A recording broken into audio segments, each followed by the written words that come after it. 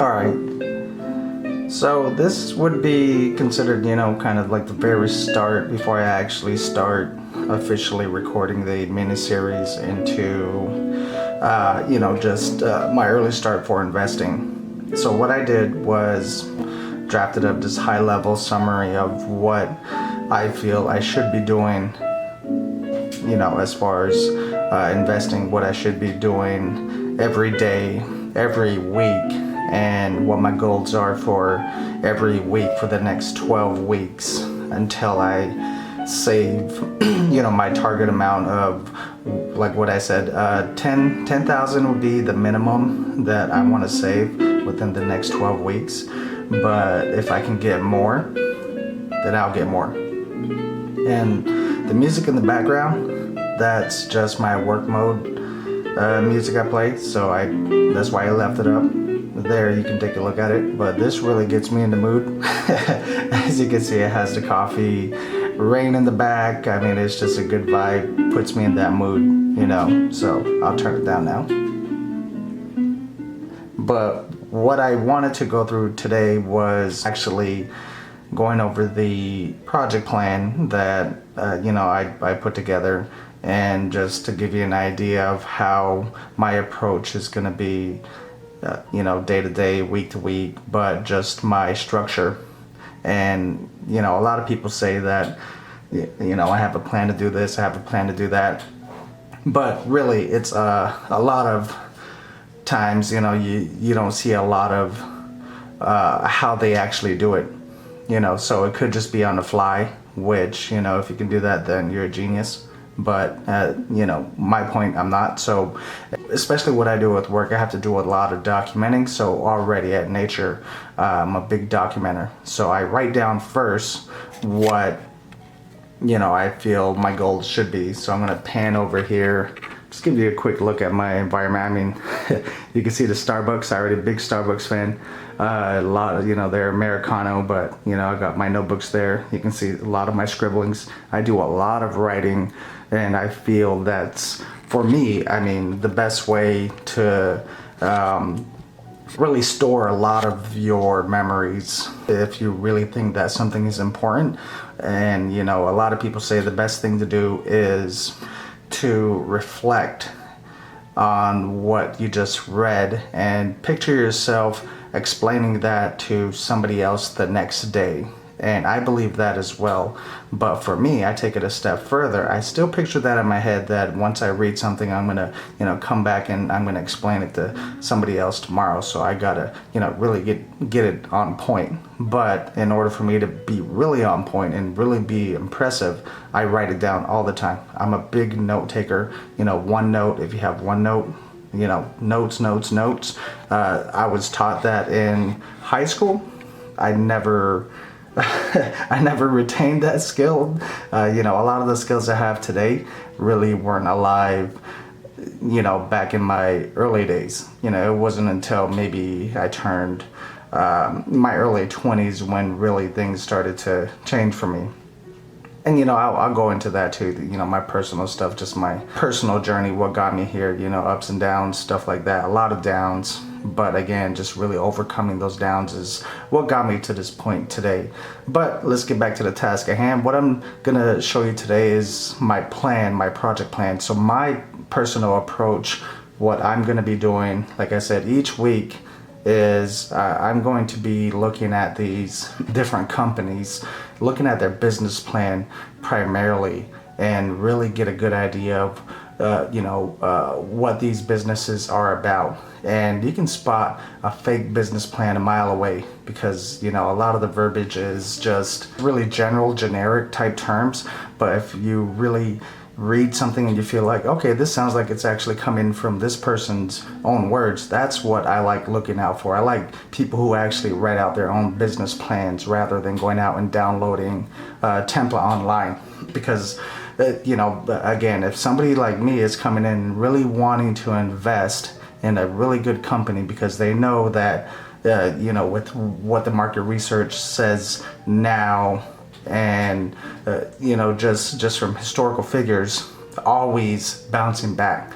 I've been watching a lot of stocks over the years and can tell you that they drop low. So this one stock in particular, I'm not going to say it, I've worked for them before, but they will drop to like 48, 46, $47, but then they would bounce back up to like 53. I always saw the stock at 53, but at one point they got to like 64. And that was during the time around the last quote unquote recession, where they dropped to like 46, 45. And if somebody bought at 45, sold at 63, 64, that's pretty good return on your investment there. So that's what I see in these current market trends right now. Everybody's saying it's going down. And again, so that's really the point for somebody like me. If you're in my shoes, just starting out, going through tough times and stuff, really wanted to make a change for your family, really wanted to, just change the tide. And this is the time to capitalize. Not a lot of people capitalize on this. It's going to take a big commitment on my part. Like I said, I want to save weekly $1,000, deposit it into a new checking account that I'll have, in which I'm creating just solely for this purpose, just solely to invest, solely to capitalize on this current market trend, which doesn't happen so often. I mean, we've had a few waves and stuff, but just what you've been hearing, what I've been hearing, from these different sources, people are going to go through some hard times. Companies are going to go through some hard times. There's going to be some job losses and stuff like that. But again, that's, sort of like that bear market, betting against the market. That's, what some people do. People make pretty good money on it. But what I'm doing is, I'm going to buy, what I'm looking for is, good companies, who their stock value drops, but based on historical figures, they're going to bounce back in like 6 months. And that's my time frame from the moment I purchase stock to the moment I sell that stock.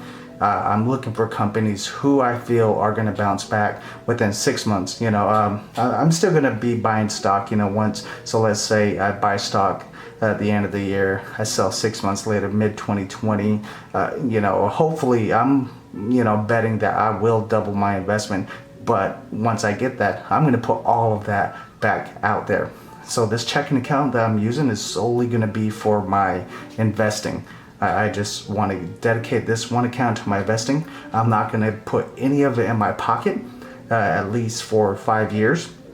And that's going to be a big commitment on my part, because, what I'll be showing is, and this is not no way in any means, me bragging or anything like that. But really what I found when I was out there looking at all these videos, nobody really shows what the actual amounts. Nobody shows their actual accounts. Nobody shows their actual income, actual figures. That was a big thing for me. So reading a lot of these, watching a lot of these videos, reading a lot of these articles, and really just getting a taste for how these guys invest and their returns on their investments really intrigued me. But they lacked the actual evidence. And that's where I really just want to show that, because somebody like me, when I was coming up early on, wanted to see that. I wanted to see actually, if I'm going to buy into this, I want to see actual things. So that's what I want to do. So you'll see my actual income statements, so like the ADP or whatever like that with the payroll system. I'll be showing that, just my weekly deposits. So that $1,000 a week is actually going to be coming from one of my sources of income. So from one of my other jobs. So I'm just going to be transferring that into this account. Hopefully once a week, every Friday. I get paid weekly. So I'll show you that a little. So just get a little bit into the income part about before you're investing. You really need multiple sources of income if you're going to be investing. One source to take care of you and your family bills, stuff like that, ends meet, and the other solely dedicated to investing. If you're really serious about changing your life and your scope, then that's what you need to do. So if you have a second job and you're using that second income to support your current lifestyle based on where you think you should be living, what you think you deserve, take a step back and say, What would happen if I deposit all of this money into one separate account, separate from my personal account, and dedicated that account to investments? There's day tradings. You become a day trader. They call them trading warriors. So there's some good stuff on that. That has the power to change somebody's life over the course of a year. Nothing's gonna happen overnight. That's the biggest thing. This, where I got today, didn't happen overnight. It happened from years and years of sacrifice. A lot of people who were with us early on know where we started. We started in a one-bedroom apartment here in Mesa, Arizona. A one-bedroom apartment. There's about 5 of us cooped up in there.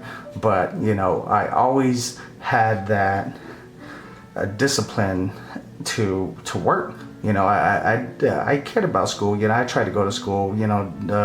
Tried several community colleges and stuff like that. It just didn't work out. School didn't work out for me. What worked out for me was work. So as I worked, I didn't know where I was going to end up, but I worked, and I just went with the flow. And that's really what, because I'm very spiritual. I'm not religious. Make that clear. I'm not religious. I'm spiritual. I feel I have a personal connection with God, Jesus. So I do a lot of talking to him. So that's really going to be the backbone, the structure to a lot of the stuff I'm going to be talking about. So if you're uncomfortable with that, this is probably not the place for you. But if that's for you, then you probably found your place. Everything happens for a reason. I'm going to go ahead and switch over here and just go over what I was reading. So what I'm reading, I'm reading a lot of different articles right now, different investment strategies. And a lot of the people say, for someone in my age, I'm about mid-age now, compared to all stats and stuff like that. If you're in your early 20s, then what you should be doing is investing. Go out there, get 3 jobs, get 3-4 jobs if you can. And how you get 3-4 jobs? Working remote. So how do you work remote? You got to figure that out on your own. What's your strength? What's your strong points? Because you can't work 4 jobs if you got to go on site, and go and punch a clock. You can't do that. You're going to have to come up, advance yourself, advance your skills. Always read. Always read. Be very personable, but always read. Build your character up. And just be a good, wholesome person. I mean, that's a struggle for everybody. For myself, I have my own demons, have my own battles, but we have to improve all the time, every day. And how I do that is reading. So what I'm showing here, this is just one of these articles that I'm reading right now on investment strategies. And again, I read a few of them, but this one was actually pretty cool because it gives you these graphs, and it's actually interactive. So you can see I'm hovering over these different legend icons here, and in the graphs they respond according to that. So that's right down my alley. That's what I do for a living, is build these types of reports. So I like that. That brought me in. But what they're saying is, if you're a younger guy, then a younger person, male, female, whatever, wherever you're at in your situation, invest. Invest, because that's going to be a life changer for you. If you start to invest early on, you get the hang of it. By the time you're my age, you'll be killing it. I don't do a lot of investing. My income is determined on, based on my efforts, my own skill set. But again, like I said, I'm getting a little bit older, 34, and I need to really start figuring out how to make this money start working for me rather than me working for it. That's that mindset that I'm at now. Is I want to start actually living life. There's so many things I want to do, travel, take my family out and stuff like that. But we're just so tied up in our lives. We're working for this money. But it's time for that tide to change, where that money starts working for us. So that's why I'm going to be taking this very aggressive investment path. Like I said, $1,000 a week for until mid-November. Whatever that figure is, I'm not going to touch it. I'll show you my transfers. I'll show you where the source is coming from, who's it's coming from. I might blur out little things in there, but you'll see my weekly deposits from my income sources, and then I'll show you a transfer into this account, and I'll just be saving it. And during the time I'm saving, I'm going to be reading stuff like this, these different articles. There's a lot of videos out there. I'll start on my YouTube channel that I created. I'll start liking some certain videos that I like. So if you have a YouTube account, you can look at my history and see the different videos that I liked. And so I'm only gonna like videos that I think really are worth watching. So some of them I posted on my Facebook page. You'll see that, which were actually pretty good. I'll be doing that, so you can follow that. But so going back to here, I've been reading on these articles, trying to figure out the best plan of approach.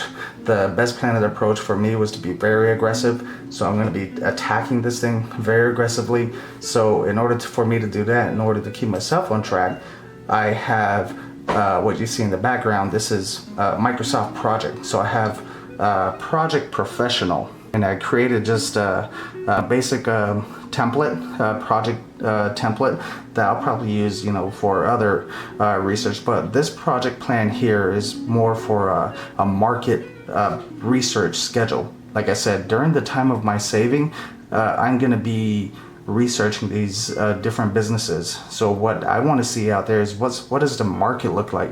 What's going on with these different companies? What's going on with their trends? What industries are really being affected right now? And it's a really one of those things where you'll hear a lot of people say, our economy is going through a bad time. That's when the wolves come out. People start preying on these companies, but I see it vice versa. It's not like I'm preying on these companies who are hurting. No, I want to help these companies because I've read their business plan and I see that they have a good model, that they have a good plan of attack, and they'll bounce back, and if not better. And that's who you want to invest with, are these companies who are hungry, these companies who are, have a good structure, good business model. They tailor heavily in services. Now, the first thing for me was, YouTube. I went out, looked out YouTube, and the first person, obviously, that comes to mind is Warren Buffett. So I started watching all these Warren Buffett videos, Bill Gates too. Bill Gates was a really good investor. But what these guys say is you should invest something that you understand. So Warren Buffett, he doesn't invest in any tech companies. And that's because he doesn't understand it. Zero understanding. You want to invest in something that you have an understanding for. So with me, I'm big in tech. I work in tech. Doesn't necessarily mean I'm going to invest in tech, but I know tech. That's where most of my knowledge base, is coming from. I know tech companies. I know what tech companies are going to do good. So biggest thing in tech companies for me, I know what I'm going to look for is companies who sell software as a service, SaaS, SaaS. That's big right now. If you have a software, biggest, I'm not, I'm just going to throw out a few things like Monday.com. Monday.com is actually, pretty good. It's a software as a service. And you'll see I'm opening up my Outlook right now. And I will see what this other one, Smart Sheets. Yeah, that was the other one. So here it says Smart Sheet. Smart Sheets is almost like Monday.com. So I have a subscription to Smart Sheets as well. So I'm just testing out their software and, see if that's something a good fit for my team. Monday.com is one of their competitors, but stuff like that.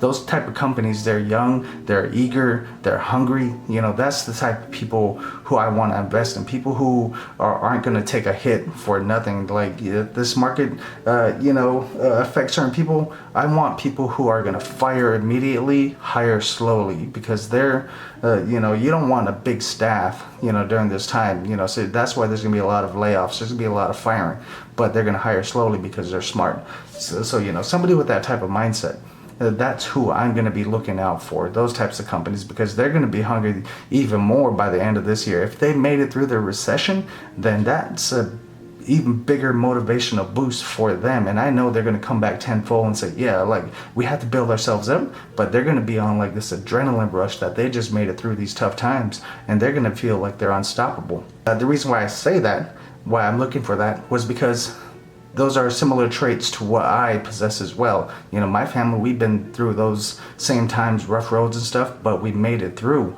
and came back double. And that's motivation right there. You know, that gave myself motivation. I was like, oh man, you know, we made it through these tough times. You know, so what doesn't mean we can't do even better? We've been through so many tough times now. Like when the tough time comes, I always, you know, it's kind of funny to say, but you know, it's like when it happens, I'm like, oh yeah, I'm actually looking forward to this because I don't care about, you know, what's gonna happen in the middle. I know my mind is set to take it on. But what I really I'm looking forward to, if you will, is the end. What's going to happen at the end after I go through all of this? My mind is going to be, you know, far more alert. I'm going to be a whole different person after this. So that's really when you should enjoy those tough times because you're in training mode. God is looking like right over your shoulder. He's going to see what every reaction is, and that's how you need to think. That's how I think. That's what worked for me. Is I felt like during these tough times, you know, He put us there for a reason and was looking over my shoulder in every obstacle. You know, what was my choice? What was my selection? And I picture Him, you know, I picture Jesus there with His, you know, clipboard, just watching me. Okay, did He pass this? Did He pass this? You know, Him taking His notes, and I feel I had done pretty good. You know, I feel like I'm up there. You know, I'm on His team. You know, that's how. But then again, that's my mindset. However you come about it, you know, that's on you. I'm just giving you insight into, you know, my mindset, where my approach is. But this is my basic plan. You can see high level.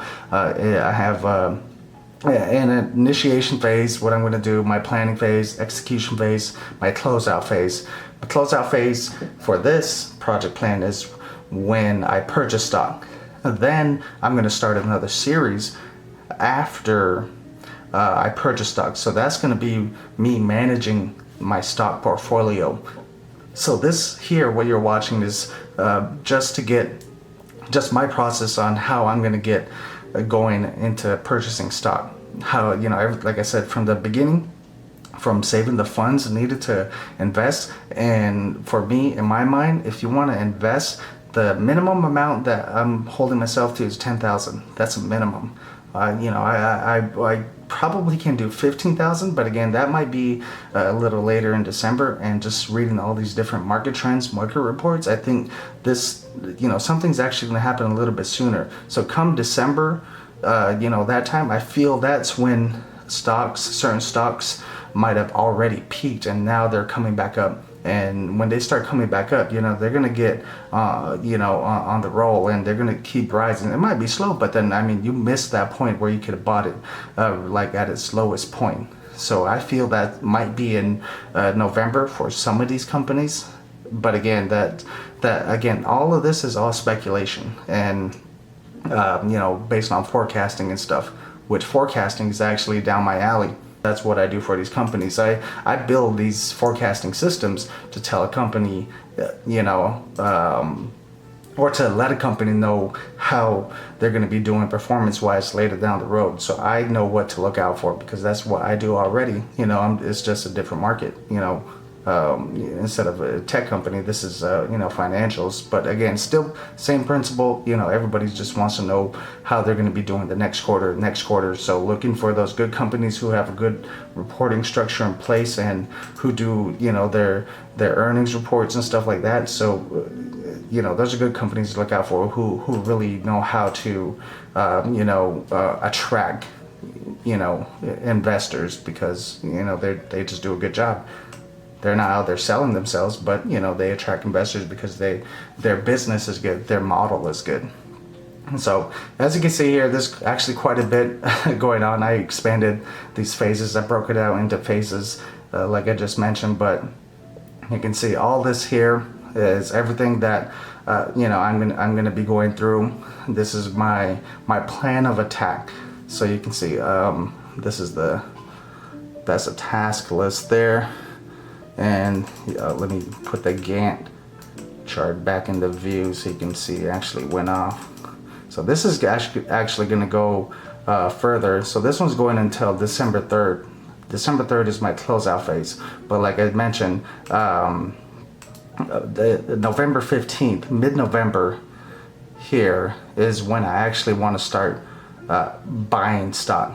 When I have hopefully, fingers crossed, $15,000 at my disposal to start buying stock. I might buy, depending on I don't want to buy too many stocks. Diversifying when you're younger. I've read, again, this is just based on all of my research, is not what you want to do. So you don't want to diversify too much. No bonds. Right now, I'm at that, I still feel young and stuff. I don't feel like I need to buy bonds right now. Once I hit maybe 40, then I'll start buying bonds. But right now, I'm aggressively buying stocks. Might get into some day trading, but eventually, hopefully, again, fingers crossed, what I want to do is just become a trader.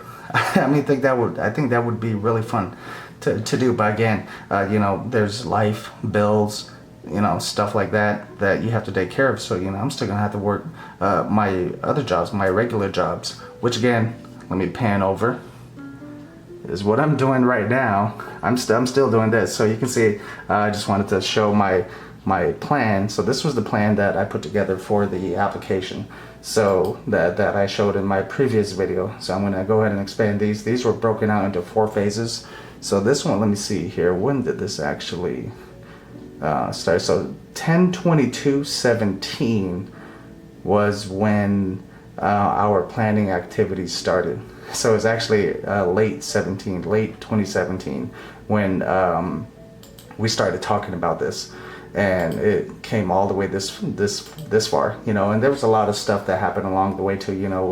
I had a few people on my team that are no longer here, so now it's just me. So that's why it's taken a little bit longer, is because I am the sole developer for this application and the sole business analyst. So it's like I'm doing 2 jobs for this one job, But again, there's quite a bit going on here. You can see. There's a lot of different dependencies going on.